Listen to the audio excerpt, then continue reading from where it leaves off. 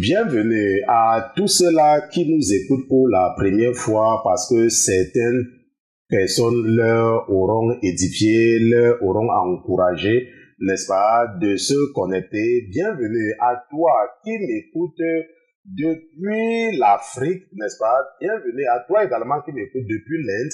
Bienvenue à tous ceux-là en particulier qui nous écoutent depuis les pays arabes. Nous saluons nos auditeurs du Koweït et de l'Arabie Saoudite. Nous saluons ceux-là qui nous écoutent depuis le Yémen, depuis, n'est-ce pas, tous ces pays, l'Iran, l'Irak, n'est-ce pas, la Jordanie, la Syrie. Je sais également qu'une partie du Liban est également musulmane. Donc nous saluons également ceux-là qui nous écoutent depuis Israël, n'est-ce pas, depuis le Liban. Nous savons que nous sommes écoutés partout dans le monde. Je vous apporte les salutations de votre Père, de votre Créateur, les salutations de notre patron. Je souhaite également la bienvenue à tous ceux-là qui nous écoutent depuis les Amériques, que ce soit l'Amérique du Nord ou l'Amérique du Sud. Je remercie le Seigneur Jésus-Christ pour vos vies. Je le remercie d'avoir mis dans vos cœurs le désir des choses spirituelles. La parole de Dieu nous enseigne dans le livre du prophète Josué, dans Josué chapitre 1, verset 1 et verset 8.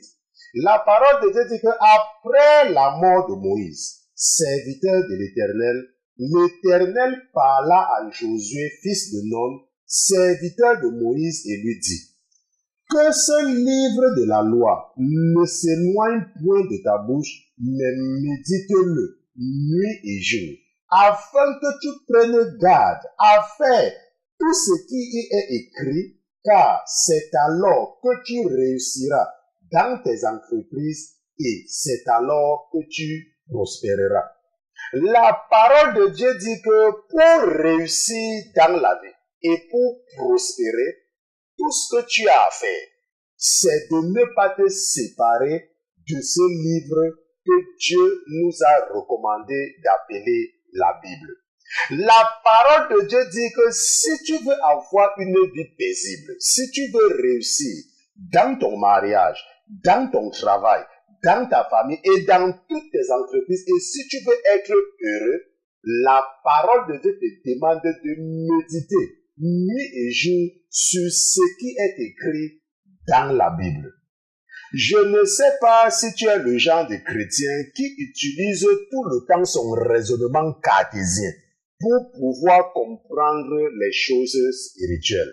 Je ne sais pas si tu es le genre de pasteur qui dit que, oh, comme tu as reçu le don de parler en langue, comme tu as reçu un don qui te trompe, tu peux enseigner tes membres sans t'appuyer uniquement sur la parole de Dieu. Je ne sais pas si tu es le genre de chrétien qui cherche les arguments dans le monde pour justifier ce qui est écrit. Mais ce soir, la parole de Dieu te dit que tout ce dont tu as besoin pour réussir et pour prospérer, c'est de méditer. C'est ce livre précieux. Médite-le nuit et jour, parce que ce n'est pas un roman que tu lis à la légère. Je remercie le Seigneur Jésus-Christ pour ta vie. Ce soir, nous allons continuer avec l'avant-dernière partie, n'est-ce pas? Parce qu'il nous reste encore une dernière partie. Je ne pense pas que nous allons aborder ça. J'ai voulu aborder ça, mais l'esprit qui est en moi a dit laisse ça, parce que tu n'as pas médité là-dessus pendant longtemps. Je voudrais que tu médites pendant longtemps là-dessus avant de conclure. Donc ce soir, ça sera l'avant-dernière partie de notre série d'études bibliques sur le mariage selon la Bible. Et ce soir, donc, ça sera la 9e partie, toujours sur les finances. Comment, n'est-ce pas, gérer les finances dans un couple chrétien que nous avons commencé hier, parce que nous avons déjà vu les 8 catégories de mariage telles que définies dans la Bible. Et nous sommes maintenant en train de voir comment un couple de chrétiens, n'est-ce pas, doit gérer ses finances. Mais avant toute chose, avant de nous aventurer à utiliser la chair et le sang pour enseigner les princes et les princesses que vous êtes, nous allons d'abord nous assurer de la présence de notre patron dans ce studio. Mais comme notre patron n'est pas un patron ordinaire, comme il est Dieu, comme lui c'est Jésus-Christ de Nazareth, nous allons lui dérouler le tapis rouge et nous allons demander à tous les autres qui se trouvent dans les cieux, qui se trouvent sur la terre et sous la mer, de ce est le temps pour nous d'accueillir dans ce studio Jésus-Christ de Nazareth. Gardez l'écoute. À tout à l'heure.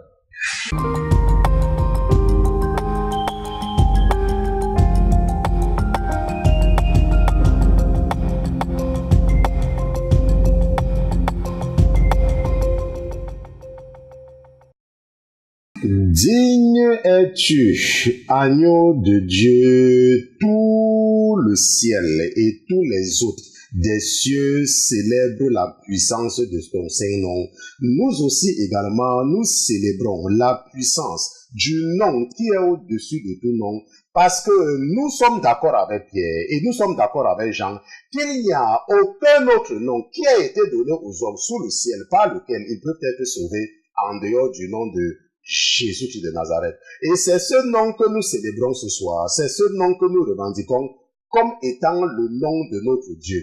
C'est ce nom que nous revendiquons pour nous revendiquer de la descendance d'Abraham, et c'est ce nom que nous déclarons à toutes les principautés célestes, souterraines, sous-marines et territoriales, que ce nom nous donne le droit d'être identifiés comme les enfants du Créateur des cieux et de la terre, comme les enfants du Dieu qui a fait d'Abraham son ami et à qui il a fait la promesse qu'il s'occupera de sa descendance et qu'il fera de lui le père de plusieurs nations, et que beaucoup de nations seront bénies en lui, et que toute personne qu'Abraham maudirait, cette personne sera maudite, et que toute personne qu'Abraham bénirait, cette personne sera bénie. Et nous revendiquons le nom de Jésus que ce soir, afin de demander au nom d'Abraham de nous bénir. Merci, Seigneur Jésus, de nous révéler le nom que tu n'as pas révélé à nos pères.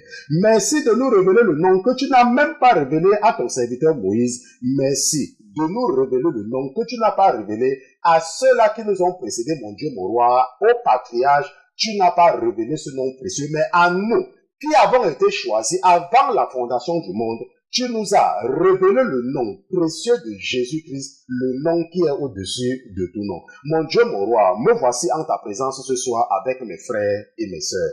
Nous sommes venus pour t'écouter, Seigneur Jésus. La raison pour laquelle nous avons éteint tout, la raison pour laquelle nous avons tout mis de côté à cette heure précise, c'est parce que nous avons la conviction que, conformément à la promesse que tu nous as faite dans ton livre par ton serviteur Moïse, nous savons que tu as suscité parmi nous, d'entre nos frères, un serviteur comme ceux-là qui ont précédé notre frère. Mon Dieu, mon roi, tu as suscité parmi nous un Jésus, un Moïse, un Zacharie, un Zérubabel, mon Dieu, mon roi. Tu as suscité un Ezra, un Amos, un Agé. Tu as suscité un Jérémie, un Isaïe, Seigneur Jésus. Tu as suscité un Malachie pour pouvoir l'utiliser pour nous parler dans un langage que nous allons certainement comprendre. Parce que tu sais que nous ne pouvons pas comprendre un langage angélique, encore moins un langage divin. Donc tu as suscité parmi nous, d'entre nos frères, quelqu'un pour nous parler et nous enseigner ta parole selon ce que nous pouvons comprendre, selon un français simple, selon un vocabulaire simple. Papa, nous voici pour t'écouter. Parle-nous dans un langage que tu as toujours l'habitude d'utiliser. Aide-nous à te comprendre. Mais ce que nous te demandons au-delà de toute chose, mon Dieu, mon roi, c'est de ne surtout pas retirer ton esprit de nous. Car sans cet esprit, il nous serait totalement impossible de comprendre ces choses qui paraissent parfois stupides, mais que tu as rendues stupides parce que ta parole nous enseigne que la prédication de la croix est une folie pour ceux-là qui sont perdus, mais pour nous qui avons été choisis par toi, c'est une bénédiction. Mon Dieu, mon roi, que ton esprit ne quitte pas ma sœur ce soir. Que ton esprit ne quitte pas mon frère ce soir. Que cet esprit les aide. Que cet esprit aide mes frères et mes sœurs à comprendre la parole selon ton esprit, mon Dieu, mon roi. Car nous savons qu'il y a plusieurs esprits, certains esprits qui croient comprendre ta parole selon la chair et qui ne comprennent pas les intentions de ta parole. Mon Dieu, mon roi, merci de ne pas faire de nous des pharisiens. Merci de ne pas faire de nous des sadducéens. Merci, mon Dieu, mon roi, de ne pas faire de nous ceux-là qui croient en toi selon la chair. Merci de faire de nous ceux qui t'adorent en esprit, ceux qui comprennent les oracles et les mystères que tu as cachés à ceux-là qui se croient sages, alors qu'en réalité, ils sont fou. Je te dis merci, mon Dieu, mon roi, pour ta bénédiction permanente et ta présence également. Je te remercie, mon Dieu, mon roi, pour toutes ces vies qui sont transformées à travers le monde, parce que tu as décidé, selon ton propre arbitre, d'utiliser une loupe humaine comme moi pour pouvoir édifiez mes frères et mes sœurs, mon Dieu, mon roi, ma sœur, reconnais qu'elle a péché, ma sœur, reconnais qu'elle a posé un acte qui a amené tes ennemis à blasphémer ton nom, mon frère, reconnais qu'il n'est pas parfait, il reconnaît d'ailleurs qu'il n'est qu'un humain et qu'il n'est que chair, et que tu es Dieu, le Dieu des esprits de toute chair, et ils sont en ta présence ce soir pour te demander pardon, car ta parole nous rassure, par ton serviteur Jean, que tu es juste et fidèle, si nous confessons nos péchés, que tu vas certainement nous pardonner, mon Dieu, mon roi. Pardonne ma soeur, pardonne mon frère, qui a péché, qui t'a offensé et qui te demande pardon ce soir. Efface complètement leur ardoise, et que si mon frère devait passer de vie à trépas cette nuit, si ma soeur devait passer de vie à trépas, que la seule chose qu'il doit entendre, que la seule chose qu'elle doit entendre, c'est bienvenue ma fille, bienvenue mon fils, tu as bien joué, viens hériter avec ceux-là qui t'ont précédé, avec ceux-là qui ont cru à l'œuvre de la croix, viens hériter de la vie éternelle et assois-toi en attendant le jugement des méchants et des justes. Je te dis merci, mon Dieu, mon roi, pour ta présence parmi nous ce soir. Au nom de Jésus-Christ, ton serviteur et tes enfants, d'une seule voix, nous te disons Amen, Amen, Amen, Amen. Donc, nous remercions Dieu pour Jésus-Christ, nous remercions Jésus-Christ, n'est-ce pas, parce que nous avons déjà terminé avec la deuxième partie de notre étude biblique. Il nous reste encore deux parties. Ok. La première partie, n'est-ce pas, c'est le verset d'introduction. Et c'est exactement la même chose que je fais parfois lorsque je dois présenter le prédicateur dans mon église. Ok. Je remercie le Seigneur parce que parfois il me fait comprendre des choses, n'est-ce pas, qui sont ça vient seulement comme ça. Ce n'est même pas que je prépare. Souvent, lorsque je dois introduire le prédicateur dans mon église, n'est-ce pas, il me dit, va dans tel endroit, je vais te révéler quelque chose. Et quand je pars là-bas, ça vient seulement. Ok. C'est pour ça que je remercie vraiment le Seigneur. Ce soir, je me sentais un peu fatigué. J'étais même pas sûr d'être en studio, mais comme l'esprit qui est en moi, n'est-ce pas, était en paix, j'ai trouvé la force d'être avec vous ce soir. Donc, nous allons partir directement dans Genèse chapitre 2, versets 18 à 25. Qui est notre passage de base, notre passage fondamental par rapport à cette série d'études bibliques sur le mariage. Et ce soir, n'est-ce pas, nous allons continuer avec les finances. Nous n'avons pas terminé hier, parce que quand j'ai fini hier, j'ai pris un exemple sur un couple chrétien qui travaille. Ok, mais juste à la fin de l'étude biblique, n'est-ce pas, l'esprit que votre père m'a donné m'a dit que, mais, si la femme ne travaille pas, ou si l'homme ne travaille pas, qu'est-ce qui doit donc se passer, n'est-ce pas? Tu n'as pas pris cet exemple. Bon, j'ai donc pensé que je dois revenir là-dessus et en profiter également pour, n'est-ce pas, aborder d'autres points très importants. Donc, le mariage selon la Bible, lisons, n'est-ce pas, avant de commencer notre passage fondamental, Genèse chapitre 2, verset 18 à 25. Et l'Éternel Dieu dit, il n'est pas bon que l'homme soit seul. Je lui ferai une aide semblable à lui. Et l'Éternel Dieu forma de la terre tous les animaux des champs et tous les oiseaux des cieux, et il les fit venir vers Adam pour voir comment il les nommerait. Et que tout nom qu'Adam donnerait à chacun des êtres vivants fut son nom.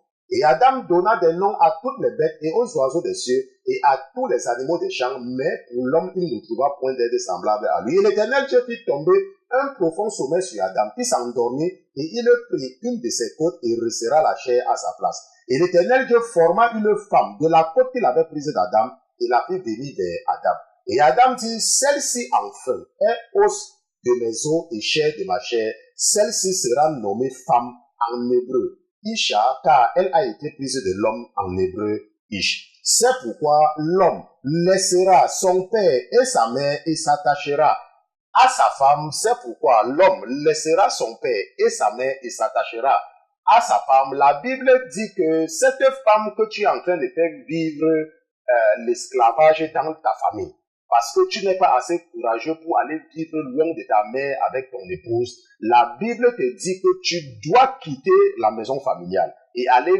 vivre ailleurs avec ton épouse. Parce que la Bible dit que tu dois quitter tes parents pour aller vivre avec ta femme. Tu dois quitter tes parents. Je suis en train de m'adresser à toi, n'est-ce pas? Tu dois quitter la maison de ton père et de ta mère.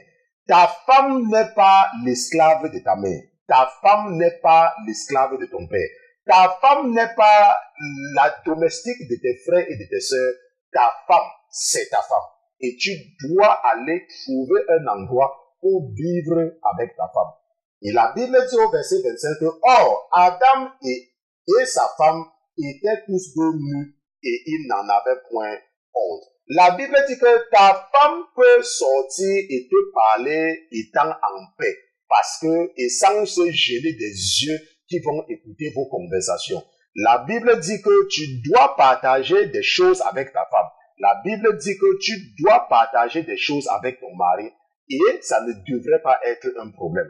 Ton mari ne doit pas être la dernière personne qui est au courant de ce que tu fais. Ta femme ne doit pas être la dernière personne à être au courant de ce que tu fais. La Bible dit que Adam et Ève étaient tous deux nus et ils n'en avaient point honte. Ta femme n'est pas ta copine. Ton mari n'est pas ton copain. Ton mari, c'est ton mari. Ta femme, c'est ta femme. Genèse chapitre 2, j'ai lu des versets 18 à 27. Donc, jusqu'à présent, nous avons déjà étudié les 8 catégories de mariage. Ok, nous avons vu toutes ces catégories-là dans la première partie, la deuxième partie, la troisième, quatrième, cinquième, sixième, septième, huitième partie. Nous avons vu les 8 catégories de mariage. Le mariage entre un homme et une femme, le mariage entre un homme qui a, n'est-ce pas, qui a une femme et des concubines. Nous avons vu les concubines, c'est ce qu'on appelle encore des maîtresses. Ok, nous avons vu cela. Nous avons vu le mariage entre un homme qui a déjà sa femme et qui épouse, n'est-ce pas, la servante de sa femme ou à qui sa femme donne une autre femme. Nous avons vu le mariage entre un homme qui a plusieurs femmes, ce qu'on appelle la polygamie. Nous avons vu le mariage entre un homme qui prend la veuve de son frère qui est décédé sans laisser d'enfant. Ok, il faut préciser ça, c'est le lévira. Nous avons vu le mariage entre un homme et une victime violée. Ça veut dire un homme qui viole une femme. Et nous avons vu les aspects spirituels de cela. Nous avons vu, n'est-ce pas, le mariage entre un soldat et une prisonnière de guerre. Donc, quelqu'un va en guerre et il attrape une femme là-bas. Nous avons également vu les aspects spirituels de cela. Et hier, nous avons terminé en voyant le cas du mariage entre un homme esclave et une femme esclave qui, n'est-ce pas, donne le droit à un esclave d'avoir une femme, n'est-ce pas? À quel moment est-ce que le mariage est légal? Et ça, nous avons compris que le maître de l'esclave, c'est lui qui rend légal l'union entre son esclave et une femme. Et lorsque nous étions en train d'aborder ce sujet, votre père, n'est-ce pas, a ouvert mes yeux sur les aspects spirituels de Exode chapitre 21, verset 1 à 4, où nous avons vu un concept. C'est vrai que hier, je n'ai pas appelé ça comme cela, mais lorsque je faisais le résumé de l'enseignement de l'étude biblique, j'ai appelé ça l'année de la relâche. Ça veut dire que la 7e année. Ok, parce que dans Exode chapitre 21, verset 1 à 4, la Bible dit que ce sont ici les lois que tu leur présenteras. Si tu achètes un esclave hébreu, il servira 6 années, mais la 7e année, il sortira libre. N'est-ce pas? C'est ça que j'ai appelé l'année de la relâche. L'année de la relâche. N'est-ce pas? La 7e année, c'est l'année de la relâche. La Bible nous a, j'ai expliqué cela hier, n'est-ce pas? Que la Bible dit que si tu es au service du diable, si le diable réussit à faire de toi son esclave, et nous avons compris ce que c'est qu'être esclave du diable. Quand tu vis dans le péché, quand tu n'as aucun respect pour ta femme, quand tu méprises tes parents, quand tu mens, quand tu voles, quand tu vis dans l'adultère, dans la fornication, tu es esclave du péché. Ça, nous avons vu cela.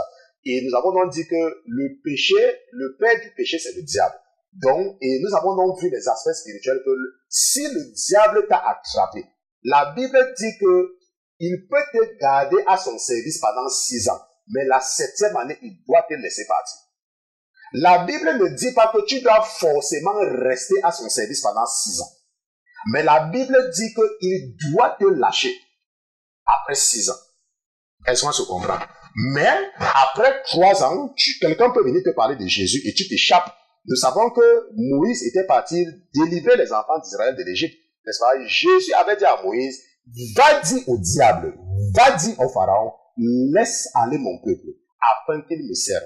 La Bible dit que lorsque Jésus a pitié de toi, peut-être que tu es malade, peut-être que tu as traversé des situations difficiles, lorsque Dieu te délivre, c'est pour te mettre à son service. Va dire à Pharaon, laisse mon peuple afin qu'il me serve.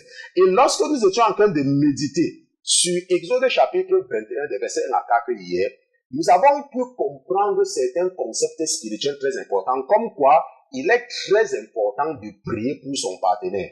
Parce que la Bible nous a dit que pendant l'année de relâche, la Bible nous a dit que s'il est venu seul, il sortira seul. N'est-ce pas? S'il avait une femme, sa femme sortira avec lui. Si son maître lui donne une femme et qu'elle lui enfante des fils et des filles, la femme et ses enfants seront au maître et il sortira seul. Et nous avons expliqué cela. Nous avons dit qu'il y a beaucoup de gens qui marchaient dans le péché et le diable a mis dans leur cœur d'aimer une femme qui n'est pas la femme que Dieu avait prévue pour eux au départ. Donc, ça veut dire que quand tu étais dans le monde, tu as choisi une femme. Maintenant, quand tu donnes ta vie à Jésus, n'est-ce pas? Toi, tu es libre, mais le diable s'accroche sur cette femme-là, ou alors toi, tu peux donner ta vie à Jésus et le diable s'accroche sur ton mari.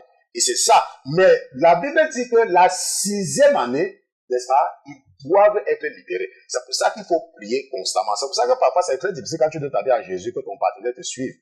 Mais tu as l'assurance qu'il y a une année de relâche. La 7e année. Mais comme tu ne sais pas quand est cette 7e année, supposons que ton mari a été libéré après 1 an. Supposons que ton mari a été libéré après 2 ans. Supposons que ce soit après 3 ans. Tu vois que ton mari peut devenir chrétien ou ta femme peut devenir chrétienne et ce n'est que 4 ans plus tard que ton année de relâche arrive. C'est pour ça qu'il faut prier constamment pour son partenaire et ne pas se décourager. Est-ce qu'on se comprend? Nous avons également compris que l'homme qui est saint peut sanctifier la femme incrédule et la femme qui est sainte peut sanctifier l'homme qui est incrédule. Et c'était l'occasion pour nous, n'est-ce pas, de délivrer ceux-là que le diable maintient captifs en les amenant toujours à se comparer à la femme du pasteur qui vit dans le péché. Ou alors à se comparer au mari peut-être d'une certaine sœur évangéliste, que oh, ton mari a les femmes dehors et ainsi de suite, et ça endurcit le cœur, n'est-ce pas? La Bible dit que l'homme qui est sanctifié sanctifie sa femme et ses enfants, et que la femme qui est sanctifiée sanctifie son mari. Et je vous ai dit que quand Dieu détruisait le monde, il a sauvé Noé, n'est-ce pas, avec sa femme et ses enfants. Mais la Bible nous dit pourtant que Noé était un homme juste et intègre dans toutes ses voies. La Bible ne parle jamais de sa femme, mais sa femme, au moment d'entrer dans l'âge, est entrée aussi. Et la Bible nous dit que lorsque Jésus partait détruire Sodome et Gomorrhe, il a dit, est-ce que je dois cacher à Abraham ce que j'ai l'intention de faire? Et la Bible dit que lorsque Jésus sortait, n'est-ce pas, lorsque Jésus a donné l'ordre aux 2 anges d'aller détruire Sodome et Gomorrhe, ces 2 gens sont sortis avec Lot et sa famille. Les beaux-frères ont refusé. Les gens de Lot ont refusé. Ça, ce n'est pas la famille. Est-ce qu'on se comprend? Donc ça, c'est important de comprendre. Donc ce soir, nous continuons donc. Ça, c'était seulement un rappel. N'est-ce pas? Je rappelle toujours. C'est très important de rappeler parce que je sais qu'il y a des gens qui ne comprennent pas une fois. N'est-ce pas? Il y a des gens, il faut toujours rappeler. Donc je rappelle. Ok, je rappelle. Maintenant, la gestion des finances dans le couple. Maintenant, hier, nous avons vu dans Genèse chapitre 2, versets 24 à 25. Même aujourd'hui, ça, c'était notre texte de base. N'est-ce pas? La Bible dit que l'homme quittera son père et sa mère, n'est-ce pas, et s'attachera à sa femme. Et la Bible dit que Adam et sa femme étaient tous deux nus et ils n'avaient pas honte. Ok? Et hier, nous avons expliqué que ça, c'est dans le cas de Adam et Ève. Et Adam et Ève, c'était les fils et les filles de Dieu. Adam était le fils, n'est-ce pas? Et Ève était la fille de Dieu. Donc, Adam et Ève, c'était des vrais chrétiens. C'était pas des chrétiens hypocrites.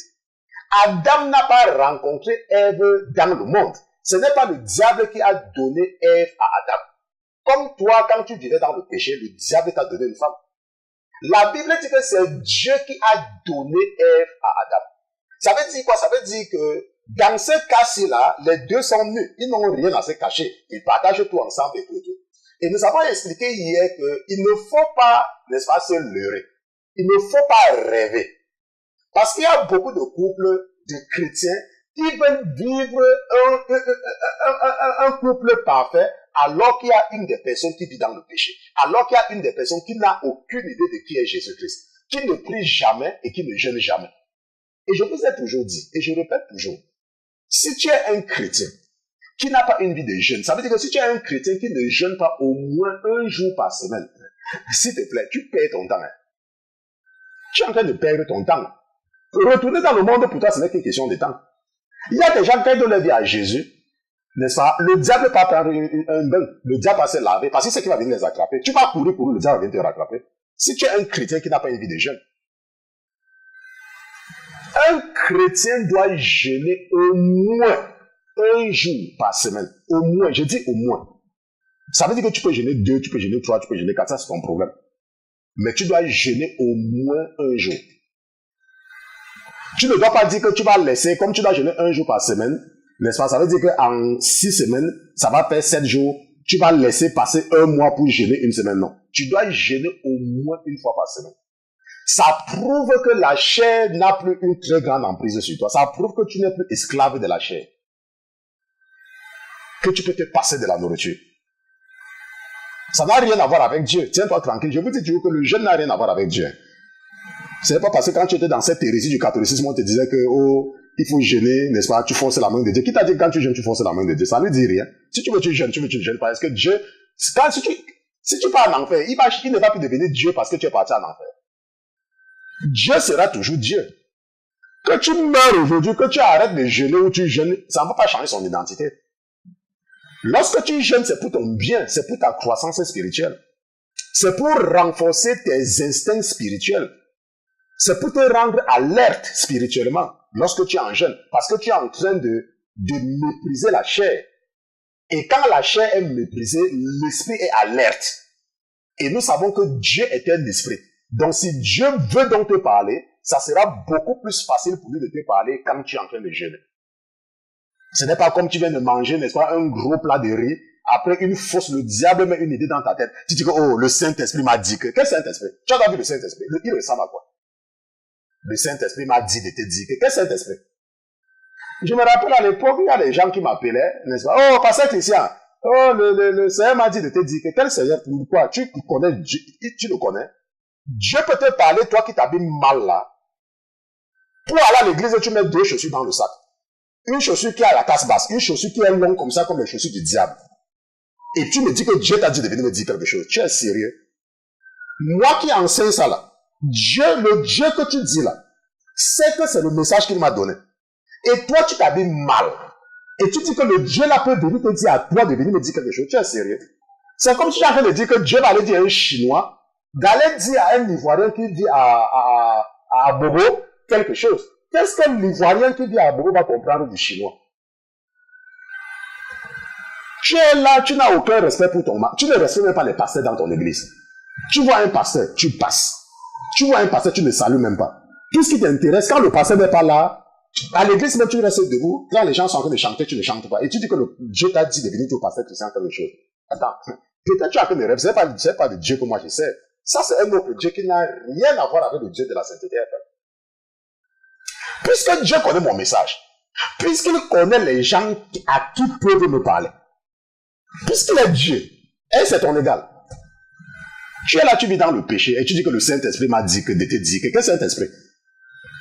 C'est le moment pour toi de te repentir. Maintenant, hier donc, nous avons compris que lorsque vous vivez ensemble, quand tu étais dans le monde, tu as rencontré une femme, vous vous êtes mariés, et vous êtes maintenant en train de vivre ensemble. Et à un moment donné, le Saint-Esprit touche une personne. Pas forcément les deux, parfois c'est 2.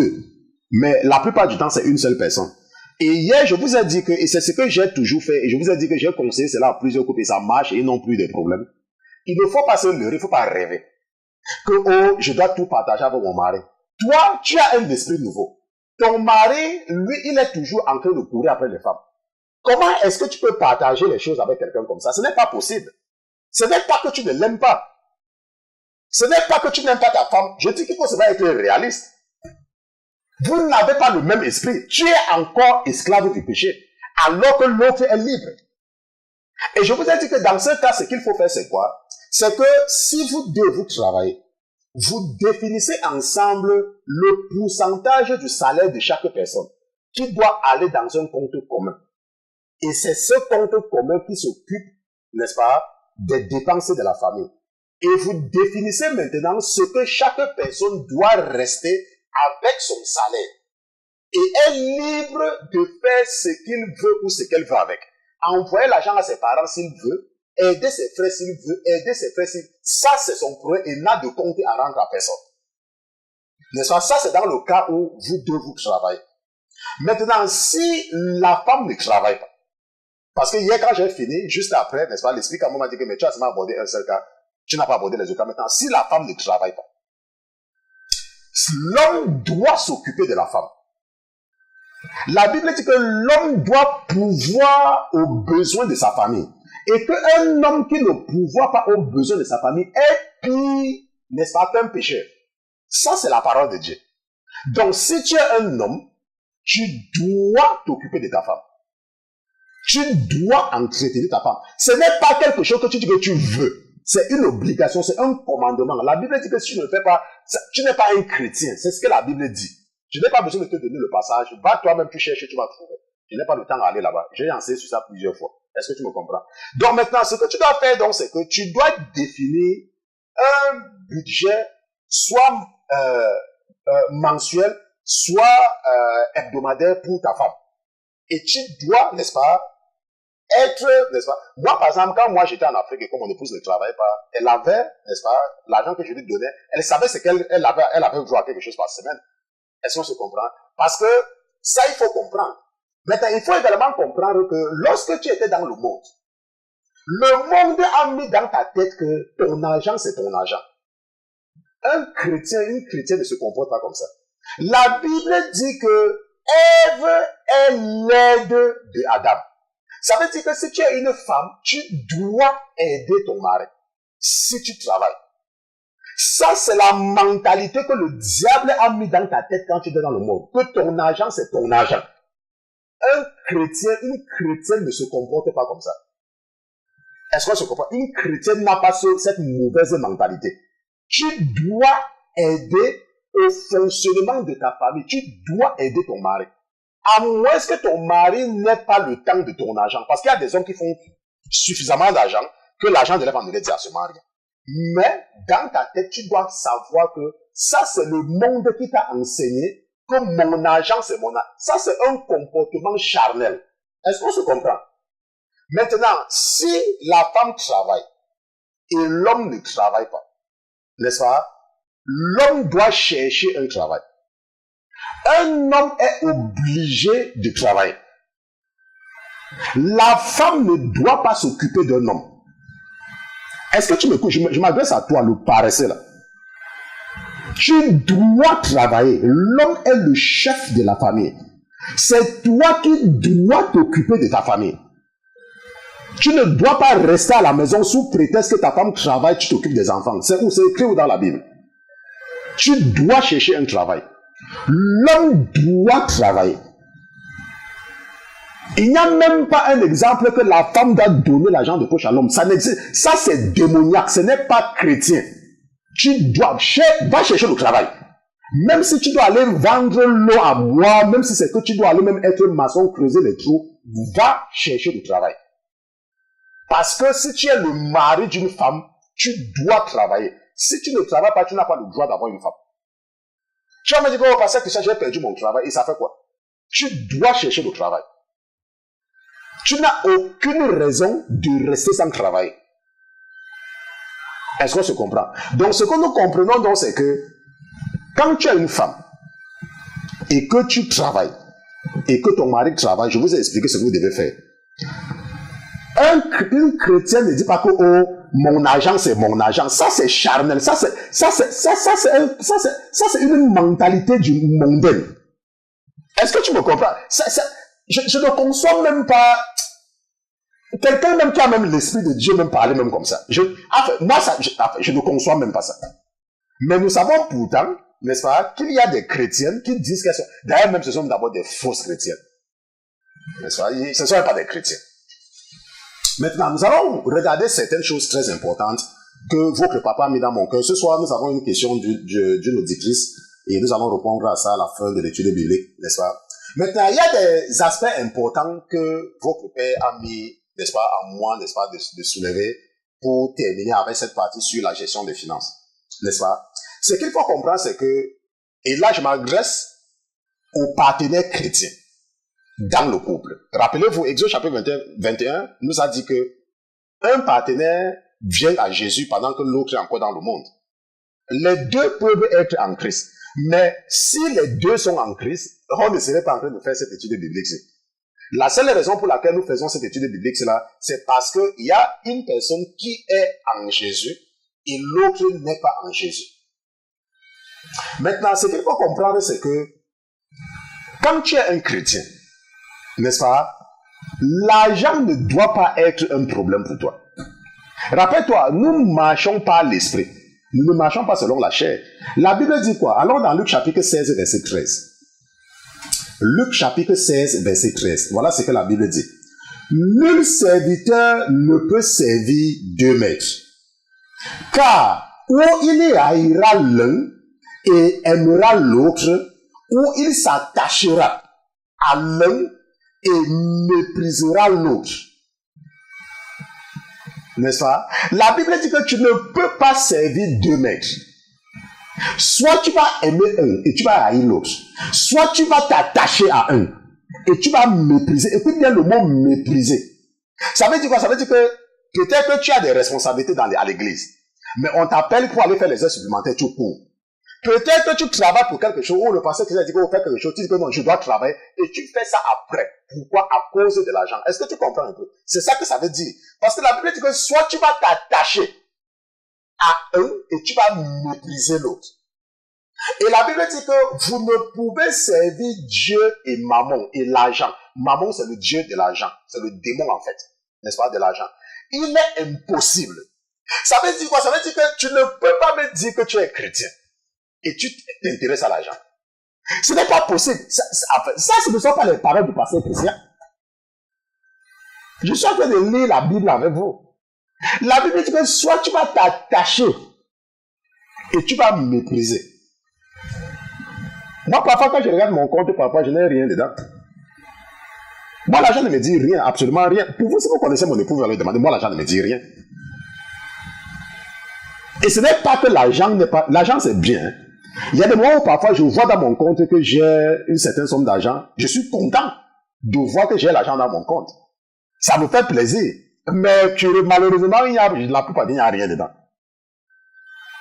Parce que c'est pour aider ici, c'est pour faire ceci, c'est pour faire... Moi, il n'y a même pas l'argent dans moi. Ça me dérange même pas.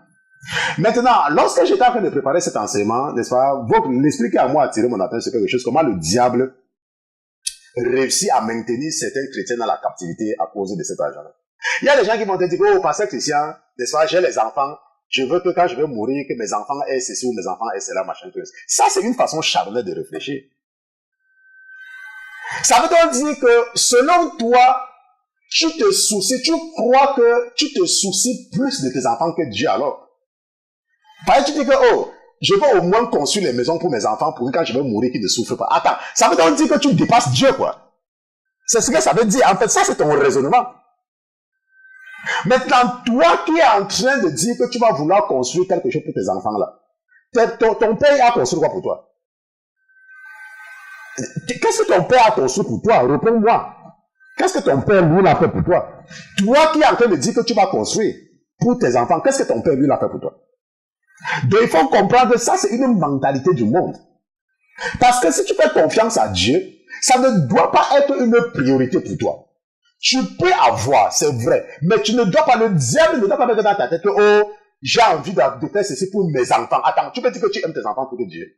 Ce sont tes enfants, c'est Dieu qui t'a prêté ces enfants-là. Parce que ça, c'est quelque chose, il y a un jour, je causais avec un collègue, et c'est ce qu'il me disait. Bon, bien évidemment, ce collègue n'est pas chrétien. Mais quand tu m'as dit ça, j'ai compris que ça, c'est, n'est-ce pas? Moi, par exemple, qui vous parle, moi, je vis aux États-Unis. Aux États-Unis, quand je suis venu, mon père avait construit une maison. Pour que je me soucie que, oh, je dois construire la maison, non. S'il arrive que le Seigneur me bénisse, et que j'ai une maison, mes enfants peuvent en profiter. Mais quand tu es un chrétien, tu ne dois pas avoir ce genre de mentalité. Est-ce que ce n'est pas une mentalité chrétienne? Un chrétien fait confiance à Jésus-Christ. Un chrétien dit pas que, oh, quand je vais mourir, il faut que mes enfants aient les mains. Ça, c'est une mentalité charnelle. Maintenant, il y a également le problème de l'avarice dans certains couples. Maintenant, c'est quoi l'avarice?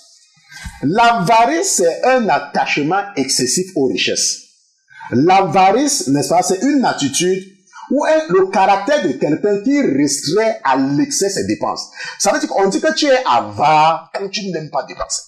Ça, c'est l'avarice. Quand tu n'aimes pas dépenser. C'est un attachement excessif à l'argent. Incapacité à dépenser de l'argent par souci excessif d'en conserver suffisamment. Donc, c'est ce qu'on a dit encore que parfois que tu es chiche. Et ça, là, la Bible dit dans Luc chapitre 12, verset 15 que, puis il leur dit, gardez-vous avec soin de l'avarice. Car quoique les biens abondent à quelqu'un, il n'a pas la vie par ses biens. Est-ce que tu écoutes? La Bible dit que Tu ne peux pas obtenir la vie, bien évidemment la vie éternelle, en fonction des biens que tu as. Donc, toi, ce chrétien qui aime toujours garder, tu n'aimes jamais dépenser, toujours garder, toujours garder. D'autres gardent même les plastiques. Je parlais avec un collègue hier, mais pas un collègue, un monsieur, n'est-ce pas, là où je travaille. Vous savez, moi, je travaille dans une compagnie de technologie, n'est-ce pas? Et nous travaillons pour ces millionnaires et pour ces milliardaires là, n'est-ce pas? Et le CM m'amène souvent dans des maisons quand j'entre, je dis que waouh. Bon, maintenant, je lui disais que ce qui me sidère, je ne sais pas si c'est en France, là-bas chez vous, en Allemagne ou en Grande-Bretagne, mais c'est beaucoup ici aux États-Unis, ce qu'on appelle les storage rooms, n'est-ce pas, les storage. Maintenant, les storage, c'est quoi? Ce sont des magasins, n'est-ce pas, des grands magasins, comme des entrepôts où les gens partent garder certains objets. Maintenant, je disais à ce monsieur que ce qui m'a étonné, c'est que, tu vois, vous allez voir les gens qui ont certaines choses et ils n'ont pas de l'espace chez eux. Et ils disent qu'ils vont aller garder dans ces storage, n'est-ce pas, dans ces endroits-là. Et ils payent par mois pour garder ces choses là-bas. Et parfois, le loyer par mois peut être dans les, je prends un exemple, ça peut être dans les $150. Le loyer par mois. Et il y a des gens qui vont payer les $150 là pendant 3 ans. Ça veut dire qu'en un an, la personne va dépenser près de $1,800 pour garder des choses qu'il n'utilise pas. Hein. Il n'utilise pas ça. Parce que cette chose est là-bas 1 an, 2 ans. Il n'utilise pas. Mais il garde et il paye pour que ça reste dans le storage. Maintenant, et je dis ça, c'est monsieur, généralement, si tu regardes très bien, quelqu'un va dépenser $1,800 par an pour conserver ces choses-là. En 3 ans, si nous faisons 1,800 fois 3, ça fait 3 fois 8, 24, 4, 3 fois 8, 24, 4, 2, 3 fois. Ça fait dans les $5,400 en 3 ans. Mais si tu vas regarder dans la réalité, la valeur de ce qui est là-bas n'atteint pas $5,400. Et ça, ce sont les conséquences de l'avarice. Les gens qui aiment conserver. Tu n'utilises pas quelque chose. Donne aux pauvres, donne, il faut donner. Mais tu prends, tu gardes. D'autres gardent les plastiques. Le plastique, il ne faut pas jeter le plastique, les gars.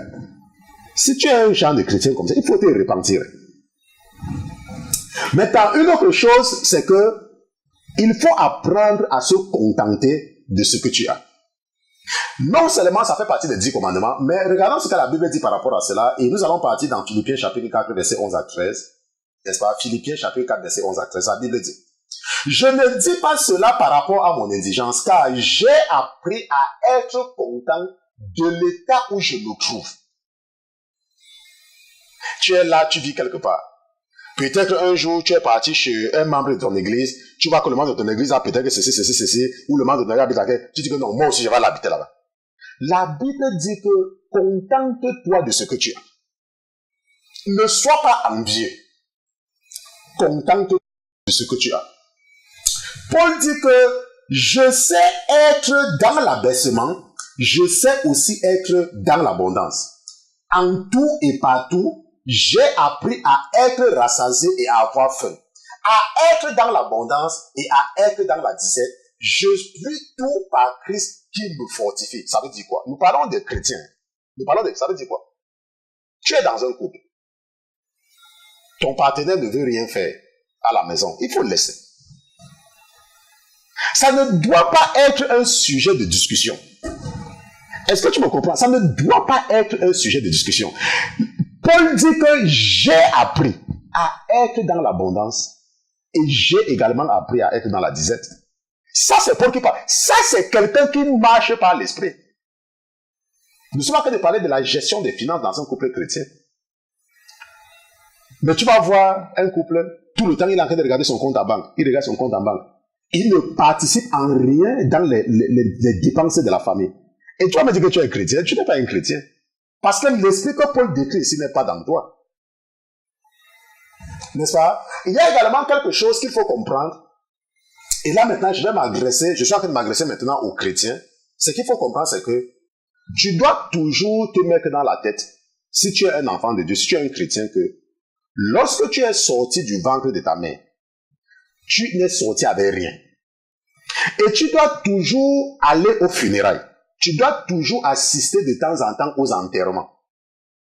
Est-ce que tu me comprends? Si tu es un chrétien, je te conseille d'assister de temps en temps aux funérailles, aux enterrements des gens. Et tu vas te rendre compte que lorsqu'on enterre quelqu'un, il ne part avec rien. Donc ça sert à quoi? D'avoir les problèmes à cause de l'argent. Il faut aller aux funérailles de temps en temps, il faut aller aux enterrements, au cimetière de temps en temps. Et tu vois comment on enterre les gens. Je te conseille vraiment. Si tu es un chrétien et que tu m'écoutes et que tu as parfois peur, je te conseille à partir d'aujourd'hui de prendre le courage. Quand tu entends qu'on va aller enterrer quelqu'un au cimetière, il faut partir. Va au cimetière et tu vois comment on enterre quelqu'un. Tu vas te rendre compte qu'on descend le cercueil dans le trou et la personne ne part avec rien, même si la personne avait les maisons. Donc ça sert à quoi donc? Tout ce que la personne faisait a servi dans à quoi? La femme qui t'empêchait d'aller à l'église, tu vas la laisser, un autre homme va coucher avec elle. L'homme qui t'empêchait d'aller à l'église, quand tu vas mourir, les hommes ne sont pas comme les femmes. Hein. Une femme peut même encore rester même 5 ans, 10 ans sans un homme. Les femmes ont ce potentiel-là que Dieu leur a donné. Mais un homme, quel est l'homme qui va rester 5 ans sans une femme? Pour qu'un homme t'empêche d'aller à l'église, et quand tu meurs, quand tu vas mourir, si tu as trop aimé, il peut même rester même 6 mois. Je dis si tu as aimé. Parce que si c'est un homme qui t'empêchait d'aller à l'église, ça veut dire qu'il est charnel. S'il t'aime trop, si tu veux, reviens 6 mois après regarder le lit où tu dormais avec lui là. Tu vas voir une autre femme sur ça. L'homme là, que tu refusais de suivre Jésus. Reviens, dis quand, il faut prier Dieu quand tu es maintenant là. Prie Dieu maintenant, que mon Dieu, quand je vais mourir, laisse-moi revenir voir mon mari. Qui m'empêche d'aller à l'église. Tu vas revenir voir que le même lit là, il ne va pas changer le matelas, hein. Ça sera le même matelas avec les mêmes draps. Les draps que tu avais achetés. Une autre femme sera couchée là-dessus. Il faut comprendre, lorsque tu es un chrétien, que tu es venu, dans mon pays, on dit tcharlak, tu n'es venu avec rien. Et que quand tu vas mourir, tu ne vas partir avec rien. Donc, les problèmes de finances, les problèmes de l'argent, ça ne doit pas être un problème pour toi. Est-ce que tu me comprends? Ça ne doit pas être un problème pour toi. Que tu discutes avec ton partenaire pour l'argent. Un chrétien discute pour l'argent. Oh, mon mari a pris mon argent. Oh, ma femme a pris mon argent. Un chrétien. Ça, ce n'est pas le langage d'un chrétien là-bas. Quand tu vas mourir, tu ne vas partir avec rien. Absolument rien. Tu es un chrétien, tout le temps tu lèves, tu peux regarder ton compte en banque. Dieu peut te bénir. Je ne dis pas qu'un chrétien doit être pauvre. Ce n'est pas ce que je dis. Il y a des chrétiens qui ont de l'argent. Mais si tu regardes très bien ces gens-là, ils ont l'argent parce qu'ils ne peuvent pas seulement aller crier au carrefour que j'ai l'argent, venez prendre. Mais ils sont toujours prêts à aider. Quand tu tombes sur eux, il y a une dame dans mon église. Un jour, j'ai vu, cette dame a envoyé pratiquement tout son argent dans le compte de l'église.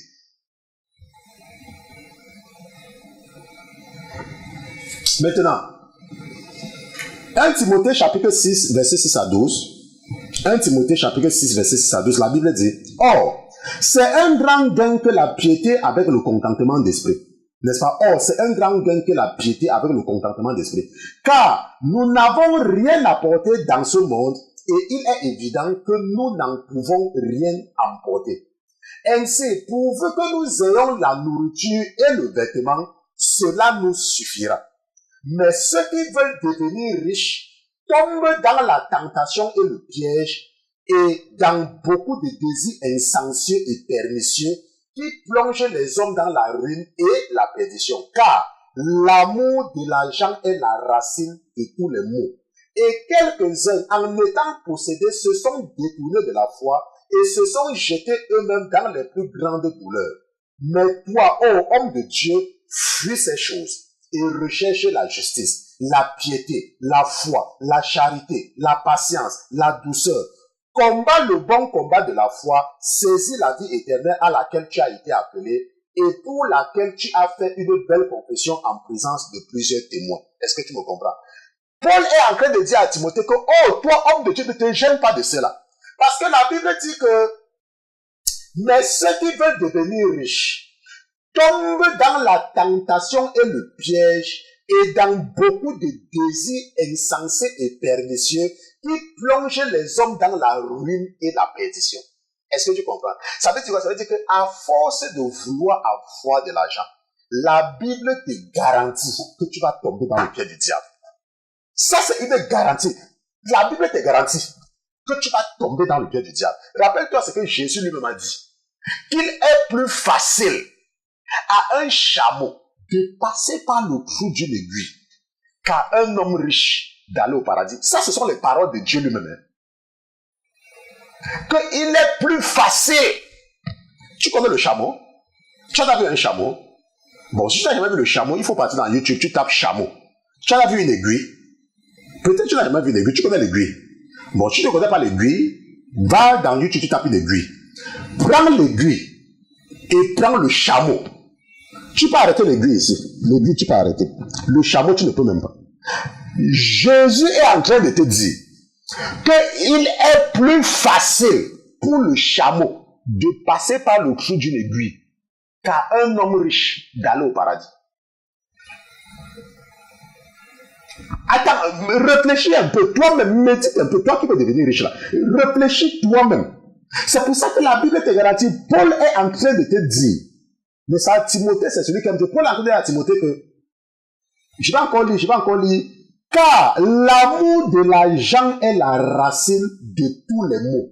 Et quelques-uns, en étant possédés, se sont détournés de la foi et se sont jetés eux-mêmes dans les plus grandes douleurs. Et le verset précédent disait que, mais ceux qui veulent devenir riches tombent dans la tentation et le piège. Ceux qui veulent devenir riches tombent dans la tentation et le piège et dans beaucoup de désirs insensés et pernicieux qui plongent les hommes dans la ruine et dans la perdition. Donc la parole de Dieu te rassure. Ça, c'est une assurance. Que si tu veux devenir riche, ça, c'est une assurance, Ça, c'est une assurance. Maintenant, parce que la Bible nous dit que quoi? N'est-ce pas? Quelle est la meilleure religion qui est acceptable devant Dieu? D'aider les orphelins et de visiter les veuves, n'est-ce pas? Donc, tu me dis que tu ne connais aucun orphelinat. C'est ce que tu veux me dire. Que tu ne connais aucun orphelinat. Que tout ce que tu connais, c'est ton église. Là où tu donnes les 10% de ton revenu, mais tu ne connais aucun orphelinat. Là où tu peux aider. Mais tu entasses. Et après, quand tu meurs, le diable t'encourage que tu vas laisser à tes enfants. Tes enfants, même que tu ne sais même pas ce qu'ils... Peut-être qu'ils vont commencer à l'argent pour prendre la drogue avec. N'est-ce pas? Et enfin, ce que votre Père a mis dans mon cœur, n'est-ce pas, de partager avec vous, c'est qu'il faut comprendre qu'il est plus important d'épargner au ciel. N'est-ce pas? Il y a une banque au ciel. Moi, j'appelle ça la Banque internationale de Sion. Sion, c'est la ville sainte. C'est là où nous allons partir, la montagne de Dieu, Sion. Et la Banque internationale de Sion, c'est là où c'est mieux pour toi d'investir ton argent là-bas. Et nous allons partir dans Matthieu chapitre 6, n'est-ce pas, qui nous rassure sur cette banque qui existe au ciel. Matthieu chapitre 6, verset 19 à 23, la Bible dit, ne vous amassez pas des trésors sur la terre, où les vers et la rouille gâtent tout, et où les larrons percent et dérobent. Mais amassez-vous des trésors dans le ciel, où les vers ni la rouille ne gâtent rien, et où les larrons ne percent ni ne dérobent point. Car où est votre cœur, là sera aussi votre. Car où est votre trésor, là sera aussi votre cœur. L'œil est la lumière du corps. Si donc ton œil est sain, tout ton corps sera éclairé. Mais si ton œil est mauvais, tout ton corps sera ténébreux. Si donc la lumière qui est en toi est ténèbreuse, comment seront grandes ces ténèbres? La Bible dit que, car où est votre trésor, là aussi sera votre cœur. Ça veut dire quoi? Ça veut dire que si tu es quelqu'un qui a les maisons, qui a les terrains, qui a des biens, tu ne peux pas vouloir mourir. Parce que tu vas toujours penser à tes biens. Tu ne peux pas vouloir mourir. Tu vas toujours vouloir vivre. C'est pour ça que vous voyez les riches, n'est-ce pas, sont tout le temps en train d'aller à l'hôpital, chercher les assurances, machin, aller dans les plus grands hôpitaux et tout. Pourquoi? Parce qu'ils sont esclaves des biens qu'ils ont sur la terre. Alors que quand tu es un enfant de Dieu et que tu dépenses ton argent dans les choses du royaume et tu vis une vie de sanctification, la mort ne t'effraie pas. Puisque tu sais que tu peux même mourir pour aller au paradis. C'est pour ça que la Bible dit, là où est ton trésor, ton cœur se trouve. Donc si toi tu investis pour les choses du royaume des cieux, quand tu es malade, tu es content. Tu souhaites même chaque fois que tu partes, parce que tu veux aller là où tes biens, là où tu as investi. C'est ce que la Bible dit. Est-ce qu'on se comprend? Ça, c'est très important, n'est-ce pas, de comprendre. N'est-ce pas? Bon, ça, ce sont les quelques points que votre père a mis dans mon cœur, n'est-ce pas, de soulever, surtout aux vrais chrétiens. N'est-ce pas? Tout ce que j'ai dit là, n'est-ce pas, depuis savoir comment se contenter de ce qu'on a, n'est-ce pas, savoir que nous sommes venus sans rien, nous allons mourir sans rien, et comment ouvrir un compte d'épargne aussi. Ça, c'était pour les vrais chrétiens. N'est-ce pas les chrétiens hypocrites, n'est-ce pas, les faux chrétiens comme toi là. N'est-ce pas, tu es là tout le temps, tu insultes les gens avec le mauvais langage qui sort de ta bouche. N'est-ce pas, l'arrogance, et tu dis que tu es chrétien. Tu n'es pas chrétien. Hein? Tu es d'abord arrogant, et tu dis que tu es chrétien. Tu ne respectes pas les gens. Ça dit que toi, c'est toi. Il n'y a que toi qui as raison. Les autres ont toujours tort. Et tu dis que tu es chrétien. Tu n'es pas chrétien. N'est-ce pas? Nous sommes donc arrivés au terme de l'étude biblique de ce soir, n'est-ce pas? Je vais demander à mon épouse de mettre la transition, n'est-ce pas? Et ça sera le temps pour nous de...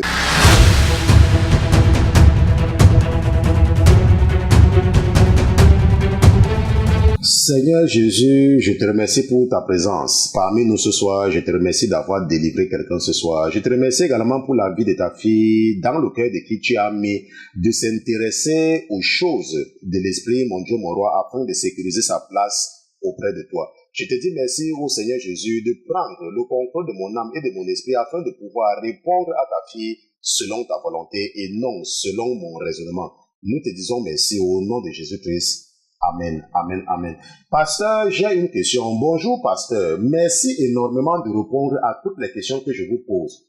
Pasteur, est-ce que vous croyez que sans la lecture de la Bible qui contient la parole, quelqu'un pourra adorer le Seigneur Jésus-Christ comme il se doit? N'est-ce pas? Et elle continue en disant que j'adorais dans une église où on lisait la Bible. Mais avec le temps, notre pasteur nous a fait savoir que la parole doit être inspirée, que Dieu est vivant. Il n'est pas mort. Qu'un testament rentre en application quand son auteur décède. Puisque Dieu est vivant, nous devons nous consacrer et être inspirés par Dieu. Qu'en pensez-vous de cela? Merci pasteur et à bientôt. N'est-ce pas? Bon, n'est-ce pas? Je remercie déjà la vie de notre sœur parce qu'elle dit bien que j'adorais dans cette église. Et je remercie, n'est-ce pas, le Seigneur de l'avoir fait partie de cette église-là, n'est-ce pas, parce que c'était certainement une église qui n'avait rien à voir avec Jésus, n'est-ce pas. Ce que la sœur est en train de dire, c'est que elle demande la question que est-ce que vous croyez que sans la lecture de la Bible qui contient la parole, quelqu'un pourra adorer le Seigneur Jésus comme il se doit, n'est-ce pas? C'est ce qu'elle pose comme question. Et elle dit qu'elle était dans une église où on lisait la Bible dès le départ. Mais à un moment donné, le pasteur de cette église a mis la Bible de côté et était en train de leur dire que comme Dieu est vivant, qu'on doit servir Dieu, n'est-ce pas, par inspiration. Donc, il avait dit que puisque Dieu est vivant, nous devons nous consacrer et être inspirés par Dieu. Ça veut dire quoi? Ça veut dire qu'on peut mettre la Bible de côté, n'est-ce pas, et servir Dieu. Et heureusement que le Seigneur a mis dans son cœur même de quitter cette église. Parce que c'est qu'elle me dit, j'adorais dans une église. Donc, j'imagine qu'elle a quitté cette église parce qu'elle a compris qu'elle était justement à un mauvais endroit. Et c'est ce que je vous ai toujours dit. Ok? Je vous ai toujours dit qu'il y a beaucoup de transfuges du catholicisme. Il y a beaucoup de gens que le diable a mis dans leur cœur de sortir, de leur donner l'impression qu'ils ne sont plus des catholiques, mais en réalité, ils sont possédés. Et leur mission, c'est d'aller créer le désordre dans les églises de réveil. Et certains, à un moment donné, le diable les encourage de commencer leur église. Et quand ils commencent leur église, maintenant, les démons reprennent possession et ils commencent à enseigner les inepties et des hérésies, n'est-ce pas, qui continue toujours à guider les enfants de Dieu dans les ténèbres. Maintenant, voici quelqu'un, n'est-ce pas, quelqu'un qui se dit pasteur, qui est en train de dire à ses fidèles qu'on peut mettre la Bible de côté, qui est en train de dire à ses fidèles que Dieu est vivant et que nous devons nous consacrer et être inspirés par Dieu et qu'on n'a pas forcément besoin de la Bible. Et bon, maintenant, il a pris ça où? C'est un pasteur, il a pris ça où? C'est un raisonnement, ça sort d'où? Il est certainement un pasteur, mais il n'est pas un pasteur de Jésus-Christ. Ça, c'est une certitude. Il peut s'appeler ce qu'il veut. Comme je dis toujours aux gens, même dans mon église, je dis que tu es libre de dire que tu es même n'importe qui. Ça, tu es libre. Tu peux dire que tu es le président des États-Unis. Ça, c'est ton problème. Mais ça, ce n'est pas la mentalité de quelqu'un qui a le Saint-Esprit. Parce que si nous partons dans Josué chapitre 1, verset 1 à 8, que j'ai même lu, n'est-ce pas, que j'ai lu même depuis hier, la Bible dit que Jésus avait dit à Josué, Josué, mon serviteur Moïse est mort. Mais si tu veux réussir et si tu veux prospérer, que ce livre de la loi ne s'éloigne pas de toi. Si tu veux réussir, et un pasteur qui dit que tu peux mettre le livre là de côté. Après, c'est un blagueur, quoi. Il blague certainement. Ok? La Bible, c'est la seule chose. Et je peux dire toujours, et vous avez constaté qu'ici à la Sainteté FM, à la Sainteté TV, nous ne sortons jamais du cadre de la Bible. Quand la Bible ne dit rien, nous fermons la bouche.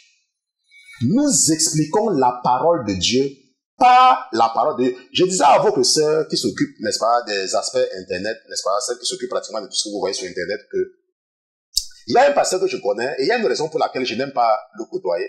Parce que lorsque tu es avec lui, n'est-ce pas, le raisonnement qu'il a, parfois tu te poses des questions, attends, tu prends même ça vient d'où? Parce que tu vas contre ce qui est écrit dans la Bible. Et il y a beaucoup de gens comme cela. Mais heureusement que le Seigneur un jour a ouvert mes yeux sur ma femme qui a préparé le riz avec une très bonne sauce d'arachide. Et qui m'a dit que tu vois, ce riz-là et la sauce d'arachide, c'est bon. N'est-ce pas, avec le poisson. Mais il y a les épines, n'est-ce pas, dans le poisson. Ce n'est pas parce que le riz et la sauce d'arachide sont bien que quand tu vas manger le poisson, là, tu manges tout avec les os. Ça va partir caler dans ta gorge. Il faut savoir manger le riz et enlever sur le poisson ce qui est bon et jeter les os. C'est comme ça que j'ai appris à traiter avec certaines personnes. Mais à un moment limité, c'est-à-dire que quand je sens que la limite c'est là, quand ce sont les os, j'enlève. Quand c'est la chair du poisson, je mange avec mon riz, avec ma sauce d'arachide. Est-ce qu'on se comprend? Maintenant, la Bible nous dit que nous devons méditer. Dieu nous demande de méditer. Et lorsque nous regardons même Apocalypse chapitre 22, verset 18 à 19, et nous allons partir là-bas ensemble, Apocalypse chapitre 22, c'est le dernier chapitre, et la dernière partie de la Bible d'ailleurs, n'est-ce pas, la conclusion de presque toutes les choses qui se trouvent dans la Bible. La Bible dit que je proteste à quiconque entend les paroles de la prophétie de ces livres. Que si quelqu'un y ajoute, Dieu fera tomber sur lui les plaies écrites dans ces livres. Si quelqu'un retranche des paroles du livre de cette prophétie, Dieu retranchera sa part du livre de vie et de la sainte cité et des choses qui sont écrites dans ces livres. Ça veut dire en réalité quoi? Dieu a dit que si tu tentes de sortir de ce qui est dans la Bible, alors il faut oublier la sainte cité. Il faut oublier. Et que non seulement il faut oublier, mais qu'il va même te frapper de fléau. La Bible est la seule chose. Si quelqu'un te dit quelque chose, que ton esprit, peut-être par ignorant, tu n'es pas sûr c'est dans la Bible, demande-lui de te montrer là où ça se trouve dans la Bible. Il faut toujours demander à quelqu'un de te montrer là où ce qu'il dit là se trouve dans la Bible. Il y a un pasteur qui a enseigné à un moment donné que, n'est-ce pas, chaque fois quand tu parles n'importe quoi que tu dis, il y a un ange qui est tout le temps en train d'écrire tout ce que tu dis et tout, n'est-ce pas? Et au même moment encore, le même enseignement, ou bien peut-être le même pasteur dit que chaque fois quand tu fais n'importe quoi, tout ce que tu fais, n'est-ce pas, est conservé, n'est-ce pas, en toi, n'est-ce pas? La question que le Seigneur m'a amené à me poser, lorsque tu es en train de me dire que toutes les informations, c'est vrai, je ne dis pas que ce n'est pas vrai, ok? Que toutes les informations, que tout ce que tu fais est conservé quelque part dans ton cœur. Et que de la même façon, tu me dis que tout ce que tu fais, un ange est en train d'écrire. Moi, je vous ai dit que moi, il faut me voir parce que vous me voyez peut-être que je parle avec telle personne, je ris avec telle personne. J'ai appris à retirer les os du poisson. Ce n'est pas parce que le poisson est bon que je vais manger le poisson avec les os. Là où ça va caler dans ma gorge, je jette. Moi, j'ai appris et je peux être avec toi, tu parles, je t'écoute. Mais à chaque fois, tu dois pouvoir me prouver ce que tu dis, que c'est conforme à la parole de Dieu. Et peut-être pour conclure cette question de la sœur, ce qu'il faut comprendre, et ça c'est très important de comprendre, n'est-ce pas? Et tu l'as bien demandé, que pasteur, est-ce que quelqu'un, n'est-ce pas, est-ce que quelqu'un peut adorer le Seigneur Jésus-Christ comme il se doit sans la lecture de la Bible? Non. Tu ne peux pas adorer Jésus comme il se doit sans la lecture de la Bible. La Bible, c'est ton canevas. La Bible, c'est ton manuel. La Bible, comme moi je l'appelle, c'est le code de procédure pénale du monde spirituel. Ça concerne toutes les lois du monde spirituel. Est-ce que tu me comprends? L'Ancien Testament, dans 1 Corinthiens chapitre 10, verset 11, la Bible dit que l'Ancien Testament a été écrit pourquoi? Or, toutes ces choses leur arrivaient pour servir d'exemple, pour nous servir d'exemple, et elles ont été écrites pour nous instruire, nous qui sommes parvenus au dernier temps. Donc l'Ancien Testament est là pour nous montrer les erreurs des autres et nous aider à ne pas tomber dans les mêmes erreurs. Et le Nouveau Testament est là pour nous confirmer la nouvelle alliance, que Dieu, n'est-ce pas, est, que nous sommes dans ce que je dis tout le temps, nous sommes dans la dispensation de la grâce. Ça veut dire que Dieu nous facilite beaucoup de choses. Et le Nouveau Testament nous aide également à marcher selon l'esprit et à éviter de marcher selon la chair ou selon la lettre, n'est-ce pas, comme nos pères, ceux de l'Ancien Testament, ont marché, n'est-ce pas, dans les temps anciens. Ok, donc, c'est très bien, n'est-ce pas, la question, et j'ai décidé de répondre ça pour, n'est-ce pas, le bénéfice de tout le monde, n'est-ce pas. La sœur a posé la question, est-ce qu'on peut servir Jésus comme il se doit en sortant de la Bible? Non. La Bible, c'est la seule et seule chose qu'un enfant de Dieu doit utiliser. Si tu connais quelqu'un qui utilise son raisonnement pour te parler de Dieu, s'il te plaît, cherche tes chaussures, porte des tennis, n'est-ce pas, que tu veux acheter et fuis très loin.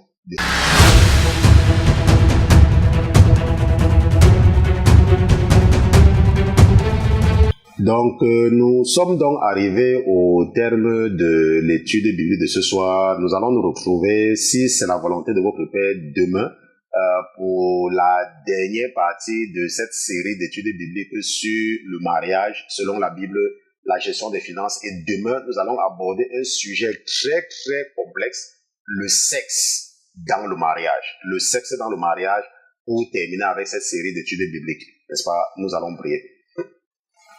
Seigneur Jésus, je te remercie d'avoir été présent ce soir, une fois de plus. Je te remercie de ne jamais mépriser nos rendez-vous hebdomadaires. Je te remercie pour la vie de mes frères et de mes sœurs, mon Dieu, mon roi. Je te remercie surtout pour l'esprit que tu as déposé en moi.